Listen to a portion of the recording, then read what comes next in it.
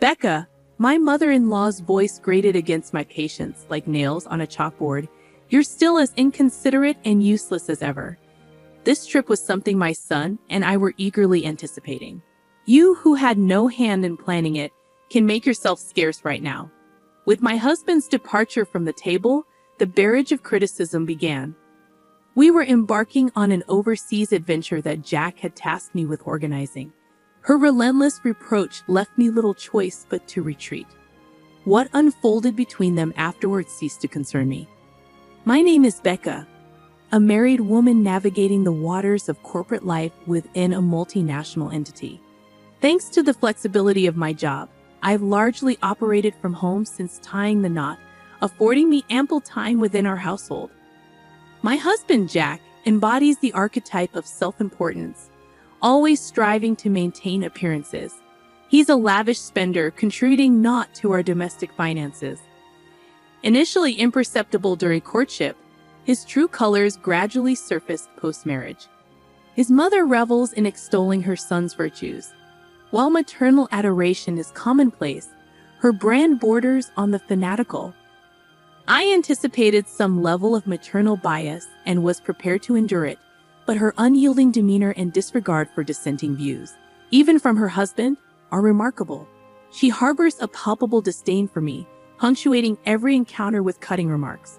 She takes particular umbrage with my reliance on my husband's earnings. "You're young. Get a real job," she chides incessantly. Despite clarifying my professional commitment post-marriage and the nature of my remote work, she dismisses it as inconsequential. To her, working from home equates to idleness, presuming I fritter away time gaming. Apparently, I'm a negligent wife, relegated to the realm of virtual distractions despite my domestic station. My husband, ostensibly, comprehends my work habits, yet he's never bothered to elucidate them to his mother, even when the topic arises in his presence. He opts for willful ignorance. Despite my entreaties for clarification, he evades responsibility, insisting that women ought to manage such matters independently, leaving me to bear the brunt. He even avowed his reluctance to embroil himself in any potential discord. On one occasion, my insistence for his involvement prompted him to flippantly toss a finalized divorce decree my way. The callous dismissal stung, prompting contemplation of divorce. However, the daunting prospect of divorce dissuaded me. If severing ties proved more arduous than our current predicament, acquiescence seemed the lesser evil. It dawned on me that my husband's allegiance lies squarely with his mother. It's exasperating, but I'm compelled to navigate her presence deftly while sidestepping confrontation. The notion of divorce arose not from newfound affection, but from a desire for change. Yet my husband misconstrued it as unwavering devotion, deterring him from dissolution. His inflated sense of self-importance grows more insufferable by the day.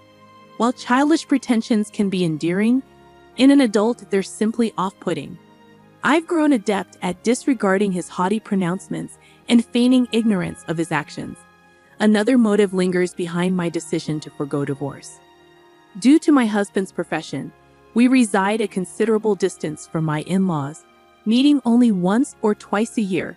Initially, I believed I could endure such sporadic encounters. While the world buzzed with excitement over the prospect of a 9-day hiatus by strategically taking weekdays off, both my husband and I remained immersed in our respective work. American holidays held little significance for me as I tailored my schedule to international demands. For my husband, the notion of 9 consecutive days off was more abstract than calendar-bound. Thus, upon returning home from his first day back at work, he proposed an impromptu overseas trip, inspired by his colleagues who had seized the opportunity for a 9-day escapade. His enthusiasm, tinged with a hint of pride, left me bewildered and somewhat exasperated. His childlike impulsivity notwithstanding, I recognized my own yearning for travel, having not embarked on a trip that year. Hence, I tentatively suggested a domestic excursion. My rationale stemmed from my husband's lack of experience with international travel, necessitating the acquisition of a passport. With you by my side, language barriers won't pose a problem. Your linguistic prowess is impressive, he reassured me. Having studied abroad and ventured on numerous overseas escapades during my single years, I am fluent in multiple languages, proficient enough to navigate conversations in Spanish and, to a lesser extent, Mandarin. Inspired by my mother's newfound fascination with Korean dramas, I even dabbled in learning Korean alongside her.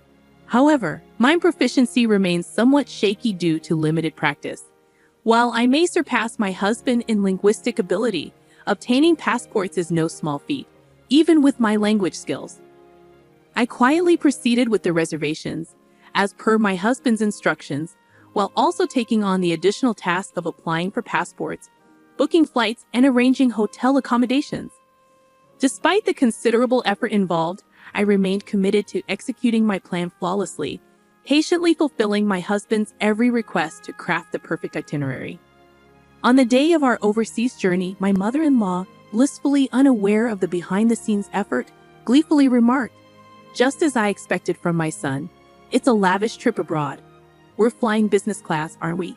Given my husband's penchant for self-promotion, I could envision him affirming her assumptions, boasting about his role in orchestrating the trip. In reality, however, I bore the brunt of the arrangements while my husband remained inert, leaving everything to me. To compound matters, both of them, with scant airport experience, wandered aimlessly as I navigated the procedures alone. Even as boarding time approached, and I frantically searched for them, they showed little concern, instead attributing any inconvenience to my supposed desire to abandon them for personal amusement. The airport staff, noticing the chaos, offered to make a public announcement on my behalf, only to be met with blame from my husband and mother-in-law for not keeping them informed of the boarding gate. Despite the commotion, their lack of remorse was palpable as they insinuated that I had intended to leave them behind. Throughout the flight, they maintained relative tranquility, yet each summoning of a flight attendant proved to be both irksome and embarrassing. Several hours later, we finally touched down in our destination country, having completed the requisite immigration formalities and other procedures. Just as I began to relax, however, at last I looked forward to heading straight to the hotel and indulging in a well-deserved break. However, my husband abruptly turned pale and muttered, "I need to use the restroom," before thrusting his luggage into my hands and darting off. Bewildered by his sudden departure, I couldn't fathom why he alone fell ill after we consumed the same meal. It seemed ironic, considering his earlier joviality and fondness for the flight attendant. Perhaps it was a form of divine retribution, I mused, a fitting consequence for his behavior. "Becca, you truly are an insensitive daughter-in-law. How much longer do you intend to linger here?" My mother-in-law's sharp voice snapped me out of my thoughts. "Pardon? This trip was planned by my son for me. It's meant to be a mother-son excursion, sans daughter-in-law. You, a non-working opportunist, have no right to enjoy this trip gratis. It's audacious of you to assume otherwise. Leave now." "Are you certain?" "Honestly, I can't say I'll have much fun with your presence here." "I see. That's unfortunate. Very well, I'll depart immediately then." Returning my husband's luggage to my mother-in-law, I kept only my carry-on and turned away from her. As I did so, I caught a glimpse of her stunned expression, a stark contrast to her earlier directive for me to leave.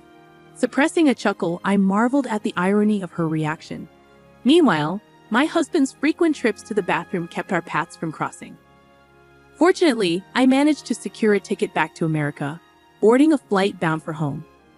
Initially, I had entertained the idea of finding an opportunity to return solo.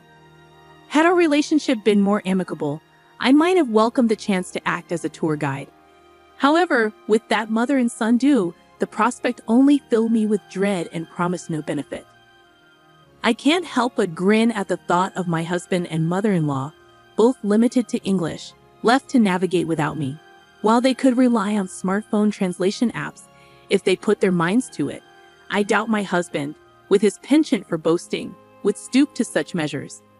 After safely completing a few detours, I made my way directly to the luxurious hotel where my parents awaited. Following Jack's advice to honor my parents, I treated them to a lavish trip in upstate New York. They would leisurely traverse the popular scenic road, savoring the breathtaking landscapes and culinary delights along the way. I managed to rendezvous with them ahead of schedule, much to their astonishment. As I briefly outlined the situation, they were taken aback. marveling at my compliance with Jack's unusual request. My phone incessantly buzzed with calls and messages from Jack, all of which I chose to ignore. I powered off my device, immersing myself in the day's pleasures without interruption. Upon returning home after a delightful day with my parents, I received a call from the embassy. According to their account, Jack returned from the restroom to find his mother, my mother-in-law, sitting alone. Shocked by my absence, he grew increasingly agitated. Despite his attempts to reach me, all of his calls went unanswered. Left with no other recourse, he embarked on his own to find the hotel. However, disoriented and clueless about his surroundings, he found himself in a state of distress until a compassionate individual intervened with broken English. Believing they knew the way, Jack followed, only to fall victim to a robbery, losing his money, passport, and valuables in the process. My mother-in-law suffered a similar fate, stripped of her jewelry. Eventually, Jack was discovered stranded on the street, bereft and vulnerable, prompting the police to intervene and refer him to the embassy for assistance. It was through this intervention that he managed to reach out to me. The embassy official requested that I retrieve him, citing his inability to access funds due to his stolen wallet containing his bank cards. However, I found myself questioning why I, a virtual stranger, was being tasked with this responsibility. I clarified that I was no longer associated with the man in question, having retained the divorce papers he had once flippantly tossed at me. While I had initially chosen to forego divorce proceedings due to the anticipated complications, this latest ordeal had pushed me to my breaking point. With divorce papers completed, I wasted no time heading to the hotel immediately upon landing back in the States. To my astonishment, the divorce proceedings proceeded smoothly without any hitches. I had already secured a new residence, with the lease signed alongside my travel arrangements. The thought of using the furniture once shared with Jack repulsed me, prompting me to opt for all new furnishings in my fresh abode. Consequently, I packed for both my trip and the impending move simultaneously. All that remained were my work essentials and cherished wardrobe items to transport to the new place. I arranged for the remainder of my belongings to be shipped by courier at a specified date and time. With no further inquiries from embassy staff, our conversation concluded. Later, it transpired that my former mother-in-law had implored my ex-father-in-law's assistance, facilitating the return of my ex-husband Jack and ex-mother-in-law to the States. However, Jack, still seething with anger, reached out to me. "You abandoned me, divorcing me without my knowledge," he accused, his voice laden with indignation. "No, I merely followed your mother's directive to depart. If you have grievances, address them with her. And do consider the business class flight I arranged for your return as my parting gesture," I retorted calmly. I reminded him of his own initiation of the divorce proceedings. "Do you think such excuses hold any weight? How much further do you intend to humiliate me?" Jack snapped. "Humiliate you? Interesting choice of words. I could regale you with a rather compelling anecdote if you're interested," I teased. "What is it?" he inquired, his curiosity piqued. "So, did you know you're a regular at an adult entertainment club? Seems you've got quite a thing going with a particular favorite there, huh? Instead of contributing to the household, you're pouring your funds into her, but looks like things got out of hand when her demands skyrocketed, didn't they?" I had an investigation agency probe into a debt collection notice addressed to Jack, which had landed at our doorstep. While Jack had always been generous with his spending, his obsessive tendencies were becoming concerning. Interestingly, his favorite entertainer's sentiments revealed a different story. She hoped that by continually asking for more, he would eventually lose interest and stop coming altogether. I wonder how Jack felt upon hearing that. That's quite the embarrassing revelation, wouldn't you agree? Keep causing a scene or contacting me, and I'll have no qualms about airing your dirty laundry to your employer. Understood? For someone like Jack, whose pride was paramount, being spurned by the object of his affection would be an excruciating blow. The thought of such a humiliation becoming public would undoubtedly be mortifying. Jack, who had previously been confrontational, simply responded with a weak, "Understood," before abruptly ending the call. A few days later, my ex-father-in-law reached out to me. He disclosed that he, too, had severed ties with my ex-mother-in-law. While I initially saw no reason for his contact given our severed familial connection, it became apparent that he wished to expose my ex-mother-in-law's true colors, given the shared mistreatment we had endured at her hands. My former father-in-law, growing suspicious of his wife's activities, conducted an investigation during her absence and made a startling discovery. His retirement savings had been drained. The funds, it appeared, had been funneled into beauty treatments and cosmetic procedures. As someone not well versed in such matters, I remained completely oblivious to these developments. When pressed for a female perspective, I found myself at a loss, as I had failed to discern any noticeable changes. Perhaps the infrequency of our interactions, limited to once a year, rendered any alterations more pronounced. Nevertheless, I genuinely had not observed any significant transformations. In a moment of perplexity, I even queried my former father-in-law, "Are you certain these expenses were for beauty treatments?" Despite the substantial investment, there seems to be little discernible change. It appeared that any alterations were subtle, visible only to my former mother-in-law herself. It felt akin to pouring money down the drain. Predictably, my former mother-in-law, left destitute, sought refuge with her son Jack. However, Jack, once the pillar of the family, now finds himself drowning in debt following our divorce. He's even lost his apartment due to unpaid rent. Currently, both he and his mother reside in a dilapidated, drafty apartment. Despite their dire circumstances, his mother shows no inclination to seek employment and adamantly refuses to forego her beauty treatments.